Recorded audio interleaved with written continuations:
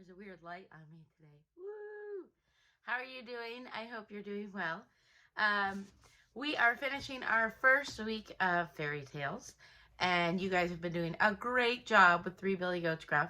So today I thought I'd read another story, which isn't really a fairy tale, but it does have to do with a character that is very similar to characters you'd find in fairy tales.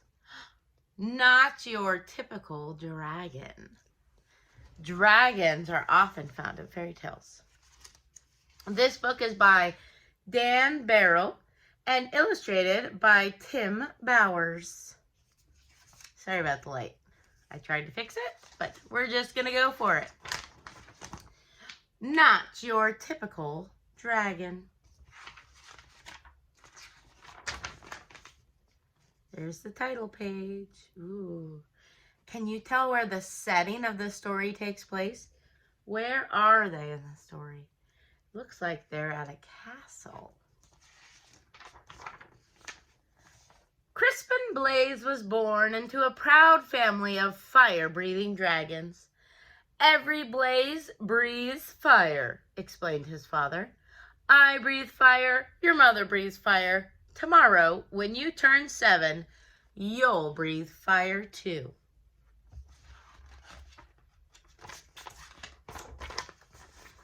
The little dragon imagined all the forests he would burn down. He dreamed of all the castles he would destroy. He also considered boiling water to make tea, but he didn't tell his father that. The next day, Crispin sat among family and friends, and a big cake was brought to the table. Who will light the birthday candles? His mother asked. I will, declared Crispin. He could feel a tingling inside his tummy. But when he opened his mouth, fire did not come out.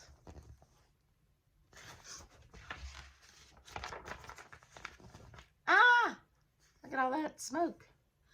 Whipped cream! It's not smoke, it's whipped cream. Whipped cream came out. Crispin! Shouted his father. Dragons breathe fire. What will the neighbors think? Worried his mother. I love whipped cream, said his little sister Ashley. The little dragon was whisked off to the doctor for the very next day. Please fix my son, demanded Crispin's father. What seems to be the problem? Asked the doctor. Crispin opened his mouth and breathed, but fire did not come out. I don't know, I kind of think whipped cream's better than fire, but I guess if you're a dragon, it's not. Band-Aids came out. I see, said the doctor gravely. Dragons should breathe fire, insisted Crispin's father. We were low on Band-Aids, mumbled the nurse. The doctor sent Crispin home with medicine. He swallowed 2 teaspoons before going to school. It will help you become a real dragon, said his father with a wink. After school, Crispin joined his first fire-breathing practice. One by one, little dragons aimed their fiery breath at stacks of logs until they burst into flames. Crispin stepped up confidently. He could feel the medicine bubbling in his belly, but when he opened his mouth, fire did not come out. I wonder what came out this time. First we had whipped cream, then Band-Aids, and now, look, marshmallows came out. Dragons breathe fire, yelled the coach. Isn't that right, class? The other dragons didn't answer. They were too busy looking for a pointy sticks for marshmallow roasting. I guess I'm not a real dragon, Crispin thought. He worried that his family would be disappointed, so he ran away from home. Poor Crispin. But it looks like all the other dragons like that he breathed marshmallows. The world can be a very scary place for a little dragon who can't breathe fire. Crispin found a dark cave. I'll be a fireless dragon all by myself. I won't bother anyone, and no one will bother me. An hour later, he had a visitor. Who's coming to find him? I am Sir George, squeaked a thin, shiny man. Oh, shiny knight, excuse me. Show yourself, dragon. Ooh, it sounds like he's kind of scared. Crispin shuffled out of the cave. The thin, shiny knight held up his thin, shiny sword. Do your worst, dragon! Crispin opened his mouth, but fire did not come out. Ooh, what's going to come out this time? Sounds like the knight's nervous, too. Oh.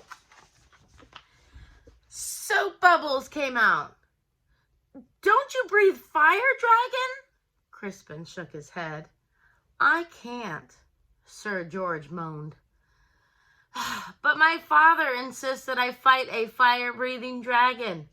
It even says here in my book that the typical dragon breathes fire. I'm not your typical dragon, Crispin explained. Sir George sighed. I can't go home.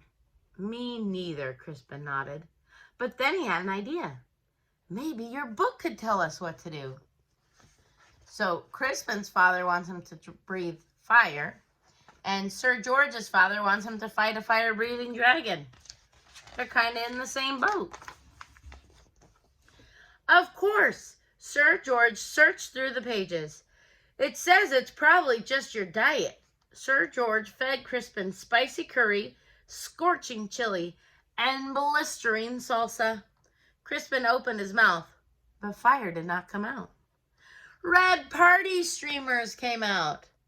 At least they're the right color, said Sir George kindly. That looks fun.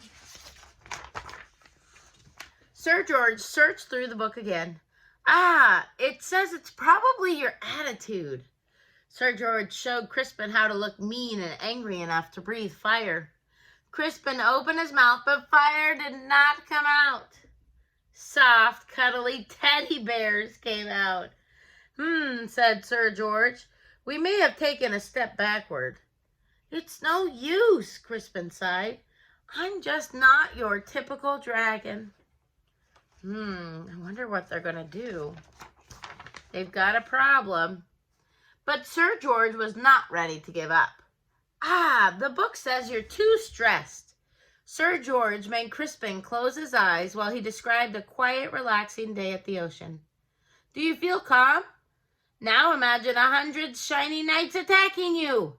Crispin opened his mouth, but fire did not come out. Beach balls came out. Well, that's just plain weird. I think it's funny. He's a cool dragon. Secretly, Sir George was glad that Crispin couldn't breathe fire. He liked the little dragon and didn't want to fight him. Crispin liked the shiny knight, too, but he missed his parents. Sir George, it's getting dark. I want to go home. The shiny knight patted him on the back. Don't worry, little dragon. I'll take you. Crispin's parents were relieved when he arrived home safely. Sir George was about to say goodbye when they heard a shout. There you are, boy! Why on earth are you playing with a fire-breathing dragon? He's my friend, Father, whispered Sir George. And besides, he doesn't breathe fire. You see his dad coming? A dragon that doesn't breathe fire? That's the silliest thing I've ever heard, the shiny man laughed. Crispin's father stormed out of the house. My son is not silly. He may not breathe fire, but I certainly do. Crispin's father let out a powerful spray of fire. Oh. Do your worst, dragon, declared the shiny man, but the flames scorched the lawn. That's enough, honey, said Crispin's mother. The flames singed the fence. You've made your point, dear. Now stop showing off, she scolded. Then the flames ignited the roof.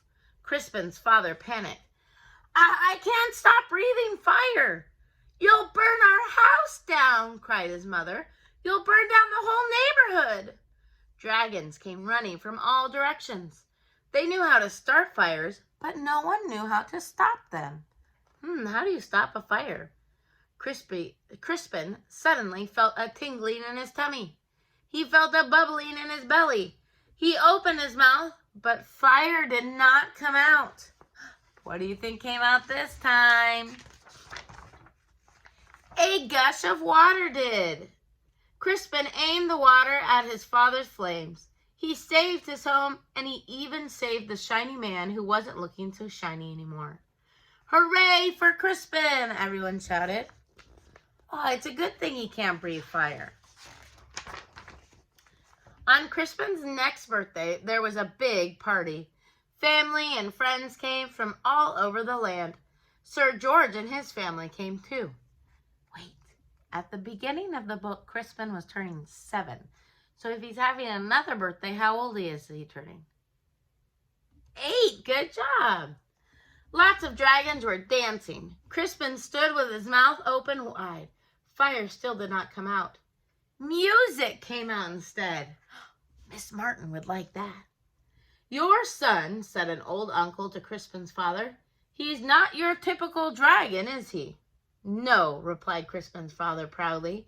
My son is something special. Oh, wow. And then he jumped up and danced to Crispin's music too. The end. That was a cute story. I like that story. It was pretty good. Well, I hope you guys have a great day finishing up Fairy Tales or the Three Billy Goats Gruff today. And next week we'll have a new fairy tale. I love you guys, and I miss you, and I will talk to you soon.